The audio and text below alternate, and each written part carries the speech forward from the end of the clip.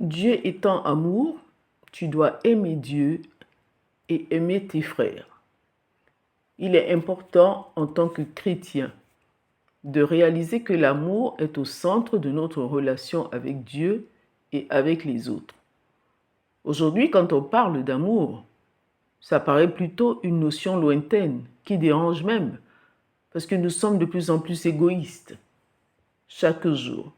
Certes, la parole de Dieu nous dit que l'amour de la plupart sera refroidi dans les derniers temps.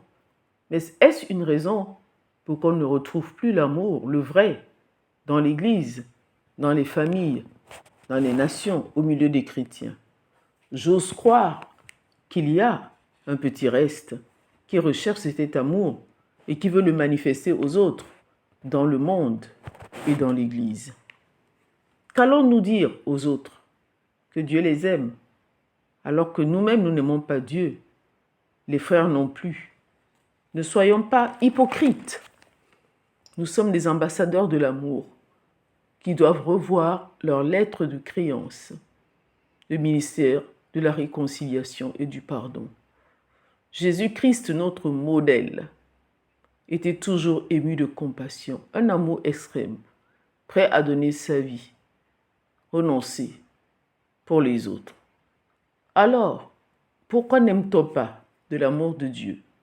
Peut-être parce qu'on n'a pas reçu la révélation de cet amour divin qui nous conduit au Père pour une éternité.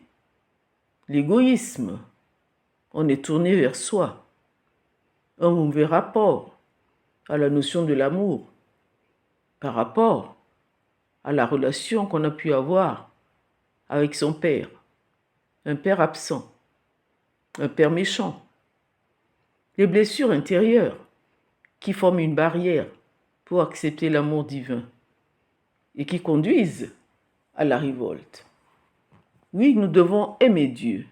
C'est une obligation pour les chrétiens. Une manifestation réciproque de l'amour de Dieu, manifestée par le sacrifice de Jésus-Christ à la croix. À travers cet amour pour Dieu, des aspects positifs se présentent. On a une communion intime avec Dieu.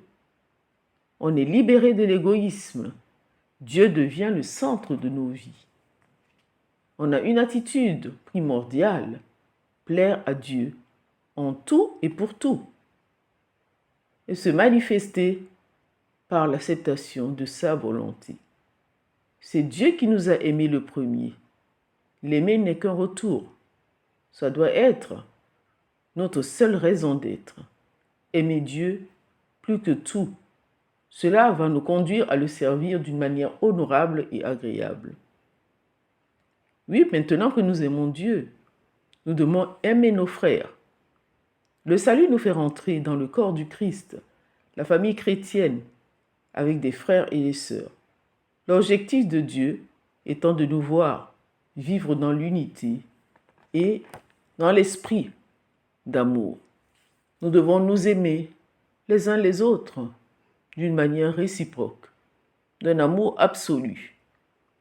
Cet amour doit se manifester dans les relations entre frères et sœurs en Christ, dans toutes les structures, que ce soit dans la famille, que ce soit dans l'Église. Mais comment devons-nous aimer nos frères? 1 Corinthiens 13 nous parle de cet amour, sans intérêt particulier, désintéressé, pas uniquement par des paroles, mais des actions. Il y a un lien affectif entre le fait d'aimer Dieu et la mise en pratique de sa parole, ainsi que le positionnement de victoire qu'on a sur le monde à cause de cet amour. Aimer et toujours aimer, tel doit être le credo du chrétien, même si parfois cela nous cause des désagréments. La preuve de l'amour de Dieu est plus grande.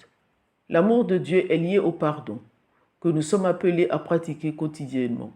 Choisir d'aimer et non de haïr est la preuve de la semence du Père en nous. Soyez abondamment bénis.